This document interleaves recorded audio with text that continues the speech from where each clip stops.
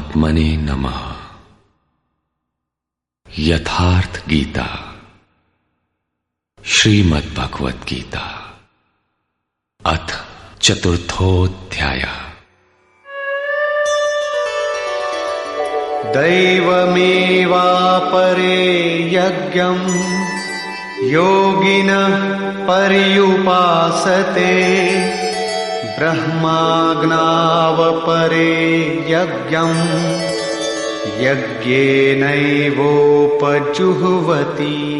गत श्लोक में योगेश्वर श्री कृष्ण ने परमात्म स्थित महापुरुषों के यज्ञ का निरूपण किया, किंतु दूसरे योगी जो अभी उस तत्व में स्थित नहीं हुए हैं, क्रिया में प्रवेश करने वाले हैं, वे आरंभ कहां से करें?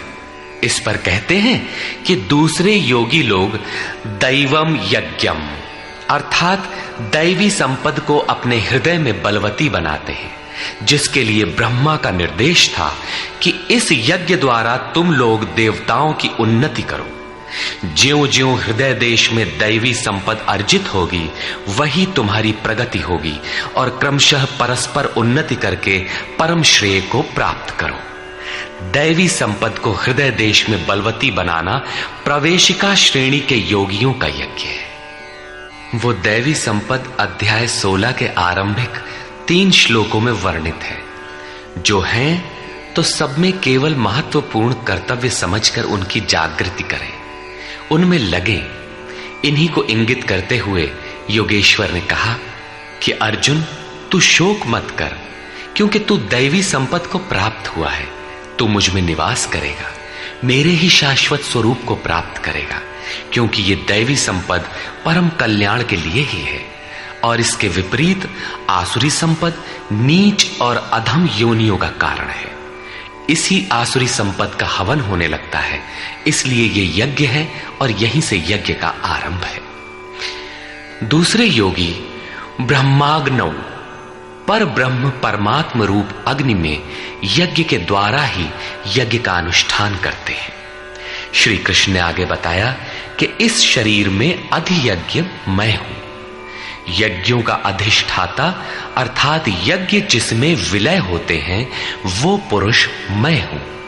श्री कृष्ण एक योगी थे, सद्गुरु थे। इस प्रकार दूसरे योगी जन ब्रह्म रूपी अग्नि में यज्ञ अर्थात यज्ञ स्वरूप सद्गुरु को उद्देश्य बनाकर यज्ञ का अनुष्ठान करते हैं। सारांशतः सद्गुरु के स्वरूप का ध्यान करते हैं। श्रोत्रादीनीन्द्रियाण्यन्ये संयमाग्निषु जुह्वति, शब्दादीन् विषयानन्य इंद्रियाग्निषु जुह्वति। अन्य योगी जन श्रोत्रादिक अर्थात श्रोत्र, नेत्र, त्वचा, जिह्वा, नासिका सब इंद्रियों को संयम रूपी अग्नि में हवन करते हैं, अर्थात इंद्रियों को विषयों से समेटकर संयत कर लेते हैं। यहां आग नहीं जलती। जैसे अग्नि में डालने से हर वस्तु भस्मसात हो जाती है, ठीक इसी प्रकार संयम ही एक अग्नि है जो इंद्रियों के संपूर्ण बहिर्मुखी प्रवाह को दग्ध कर देता है। दूसरे योगी लोग शब्दादिक अर्थात शब्द, स्पर्श, रूप, रस और गंध विषयों को इंद्रिय रूपी अग्नि में हवन कर देते हैं, अर्थात उनका आशय बदलकर साधना परक बना लेते हैं। साधक को संसार में रहकर ही तो भजन करना है। सांसारिक लोगों के भले बुरे शब्द उससे टकराते ही रहते हैं।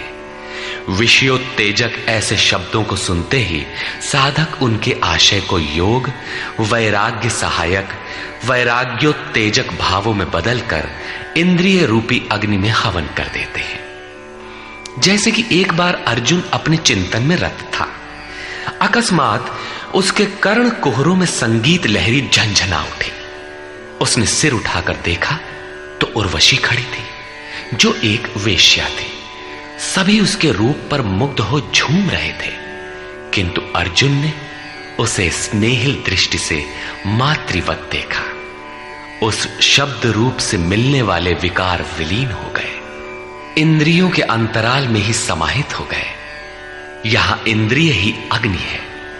अग्नि में डाली हुई वस्तु जैसे भस्मसात हो जाती है, उसी प्रकार आशय बदलकर इष्ट के अनुकूल ढाल लेने पर विषयोत्तेजक रूप, रस, गंध, स्पर्श और शब्द भी भस्म हो जाते हैं।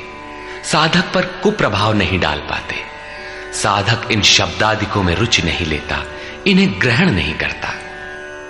इन श्लोकों में अपरे, अन्य शब्द एक ही साधक की ऊंची नीची अवस्थाएं हैं। एक ही यज्ञकर्ता का ऊंचा नीचा स्तर है, न कि अपरे अपरे कहने से कोई अलग अलग यज्ञ।